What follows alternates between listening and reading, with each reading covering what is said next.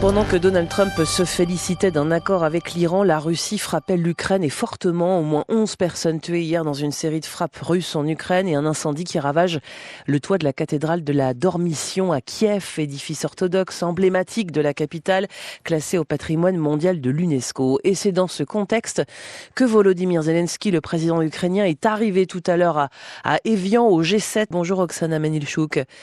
Bonjour. Merci d'être avec nous, politologue ukrainienne réfugiée en France depuis le début de la guerre. Vous êtes directrice de l'association Unie pour l'Ukraine et auteure de Ukraine, Kiev, l'autre berceau de l'Europe pour tous ceux qui veulent comprendre, paru au mois de mars aux éditions du Dauphin. Est-ce que d'après vous, les alliés européens pourront convaincre Donald Trump d'afficher son soutien au président ukrainien ? C'est l'impératif. Vous savez, c'est pas la question, c'est pas est-ce qu'ils vont arriver, c'est est-ce qu'on traîne toujours Trump comme un allié de l'Europe. Ce sommet doit impérativement traduire en acte les décisions qui étaient déjà prises à Londres la semaine dernière. Je rappelle, il s'agit de rencontres de Premier ministre britannique, chancelier allemande, président français et président ukrainien, après les bombardements terrifiants sur Kiev il y a une semaine. Donc, ce qu'il était décidé, c'est très important, c'est le contexte, en fait, qui était déjà préparé à Londres il y a une semaine pour la rencontre d'aujourd'hui. Face à une guerre d'extermination qui vise à détruire l'Ukraine et son peuple, face à ce qui est ouvertement un génocide, la communauté internationale doit intervenir pour stopper Poutine, car il ne s'arrêtera jamais tout seul. Et ils ont élaboré les 6 points stratégiques définis.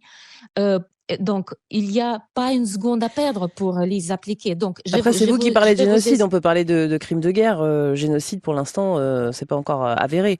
Oksana Melnichuk.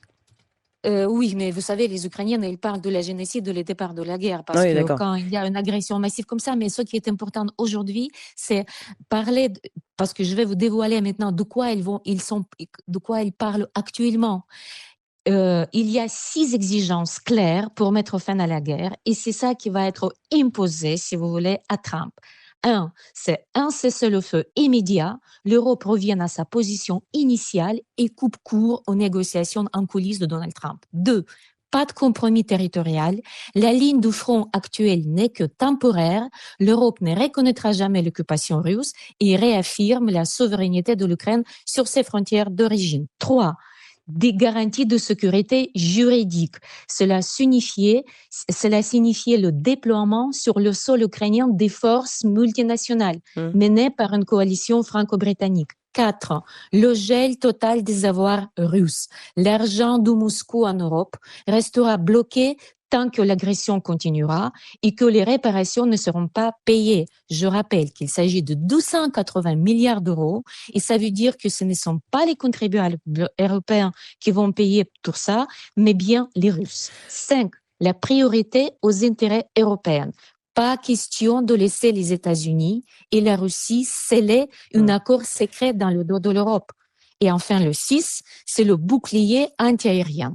L'Europe s'engage à combler le manque de défense antimissiles en lançant, et c'est très important, une production conjointe d'intercepteurs, notamment pour les systèmes patriotes et d'armes de longue portée. Oui, Voilà. vous dites ne pas laisser les États-Unis et la Russie sceller le sort de l'Ukraine.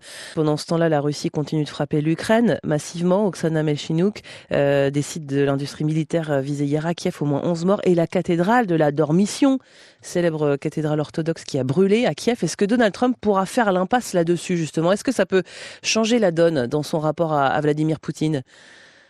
Vous savez, ce qui est important et ce qui était dit, c'était ce qui a dit le président Macron, essentiel que les États-Unis réaffirment qu'ils sont les alliés de l'Europe et qu'ils vont continuer à aider l'Ukraine. Bien sûr, c'est très important que les États-Unis restent à nos côtés.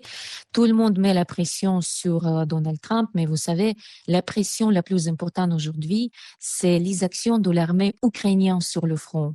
Donc, c'est à Trump de décider à quel côté il est, parce que, en tout cas, l'Europe avec Trump ou sans Trump, mais il va continuer à aider l'Ukraine. Et la question aujourd'hui, est-ce que les États-Unis vont être parmi les vainqueurs ou ils restent les outsiders de la géopolitique d'aujourd'hui?